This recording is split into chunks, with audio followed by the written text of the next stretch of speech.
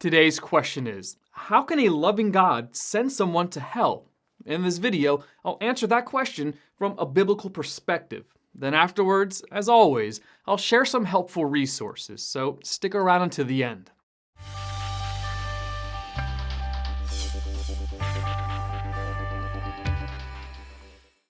In order to address the question of a loving God sending someone to hell, we need to define a few terms and correct a few wrong assumptions.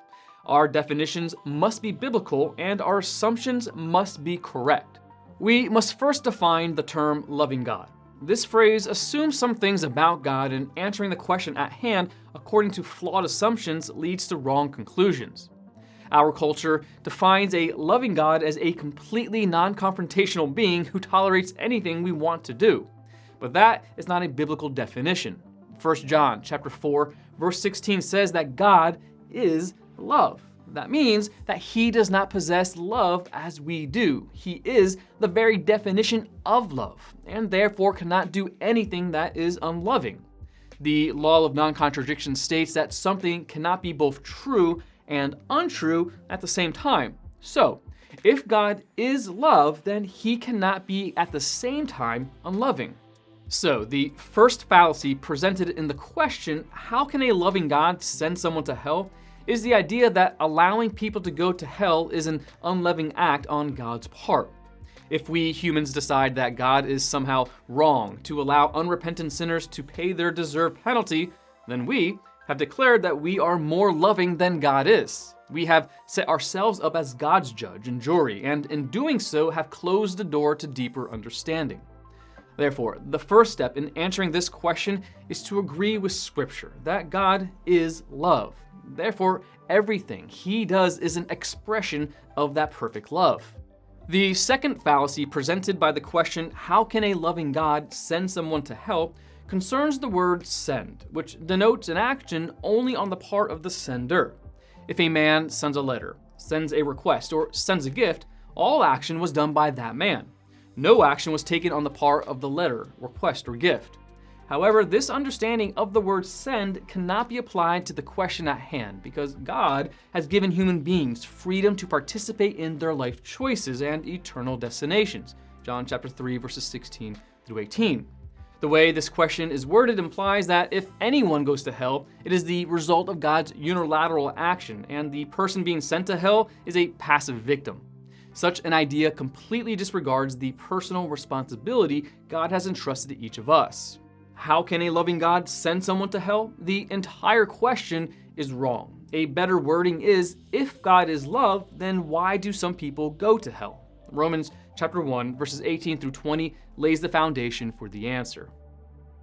The wrath of God is being revealed from heaven against all the godlessness and wickedness of people who suppress the truth by their wickedness, since what may be known about God is plain to them, because God has made it plain to them. For since the creation of the world, God's invisible qualities, his eternal power and divine nature have been clearly seen, being understood from what has been made, so that people are without excuse. There are several key points in this passage that give us glimpses into the heart of God. First is the fact that people actively suppress the truth. People have been given enough truth to know and surrender to God, but they refuse it.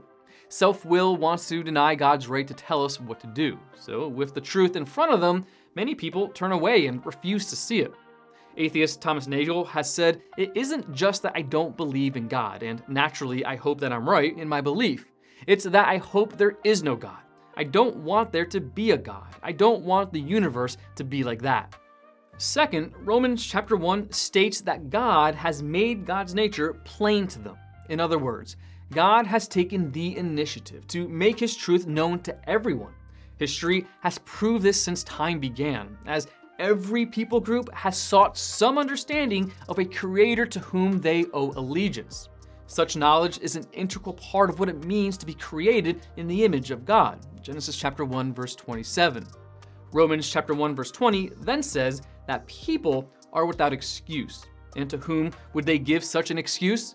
The very one who says that he has made himself known to them if they would only humble themselves and accept such revelations. God judges each of us according to the truth he has given us, and Romans chapter 1 states that we each have enough truth to turn toward rather than away from him. When answering the question, how can a loving God send someone to hell, another facet of God's nature comes into play. God is not only love, but he is perfect justice as well. Justice requires adequate payment for crimes committed. The only just payment for high treason against our perfect Creator is eternal separation from him. That separation means the absence of goodness, light, relationship, and joy, which are all facets of God's nature. To excuse our sin would require God to be less than just, and to allow sin-tainted humans into his perfect heaven would render that place less than perfect. That's why only the perfect Son of God could go to the cross in our place. Only his perfect blood was an acceptable payment for the debt we each owe God. Colossians chapter 2, verse 14. When we refuse Jesus as our substitute, we must pay the price ourselves. Romans chapter 6, verse 23. God gave us the freedom to choose how we respond to him. If he forced us to love him, we would be robots. To give us no option but obedience would be a violation of our free will. Love is only love when it is voluntary. We cannot love God unless we have the option of not loving him. Because God honors our autonomy, he will never force surrender or loyalty. However, there are consequences for either choice. C.S. Lewis summarizes this truth in his classic work, The Great Divorce. There are only two kinds of people in the end. Those who say to God, thy will be done, and those to whom God says in the end, thy will be done. All that are in hell choose it. Want to learn more? Subscribe so you don't miss the next video. Visit GotQuestions.org for more great content and check out the details section below this video. There you'll find one book I recommend along with several links to related questions. If you'd like to learn about Bible Munch, or if you're interested in bite-sized devotionals, subscribe to Bible Munch on YouTube. It's linked right here. Now remember, got questions? The Bible has answers. We'll help you find them.